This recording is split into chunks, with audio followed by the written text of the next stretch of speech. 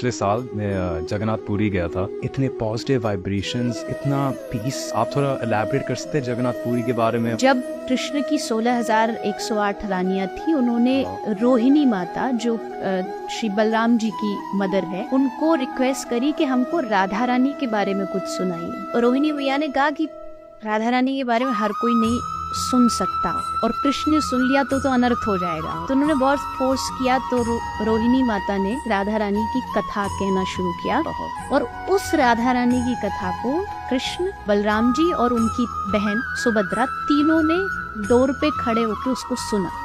राधा रानी की कथा सुनते सुनते वो जो राधा रानी का प्रेम है उसकी जब स्टोरी सुनी, उसको सुन के भगवान श्री कृष्ण, बलराम, सुभद्रा तीनों का शरीर, बॉडी जो है वो पिघलने लगी। वही जो बॉडी उनकी जो पिघली, वही जो स्टैचू है वो जगन्नाथ जी में तीनों का विराजमान। एक बुढ़ा रूप में प्रभु विश्वकर्मा आसी राजांक राजउवास प्रांगण रे प्रवेश कले। ठीक यही समय रे राजा तांकु पचारु थांती, हे जोगी, हे कारीगर, तुमे किए एवं एठाकु काहीकि आसीछ?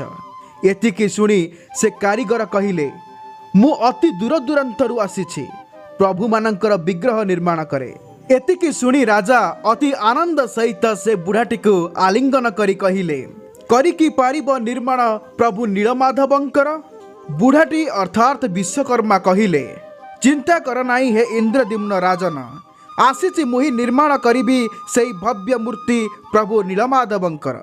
किंतु गोटे शर्त रे, मु जेउठी प्रभुंकर निर्माण करिबी सेही स्थान को 21 दिन 21 राति धरी केही मध्य प्रवेश करिबे नाही। केवल सेही स्थान रे केवल मु एका ही रही प्रभु को निर्माण करिबी।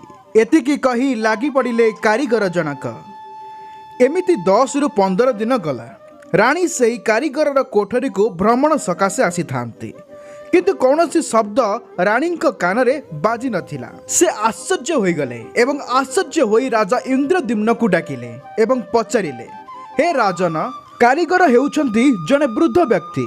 15 दिन हेगला, ना से किछि खाइछंती, ना किछि पीछंती, ना किछि शब्द सुना जाउछि। आस आंबे सेई कबाटटी को खोलिकी देखिबा, तांकर भल मंद बुझिबा। ठीक एही समय रे राजा मनाकारी कुहंती, हे रानी, जेतेबेले कारीगर जनक मूर्ति निर्माण करबा पई अवगति करिथिले, एही समय रे से एक शर्त रखिथिले। से शर्तटी हेला 21 दिन 21 राति पर्यंत मते केही डाकिबे नाही कि एही कबाट केही खोलिबे नाही। यह सुनी रानी आश्चर्य होई कहिले, से हेउछंती वृद्ध व्यक्ति, कहू कहू कहि देइथिबे। तांको कथा को न धरी आस हे राजन खोलिबा सेही कबाटटी को। शेषरे राजा बाध्य होई सेही कबाटटी को खोलिथिले एवं कबाट खोलिला बेलକୁ देखिथिले एक आश्चर्य दृश्य।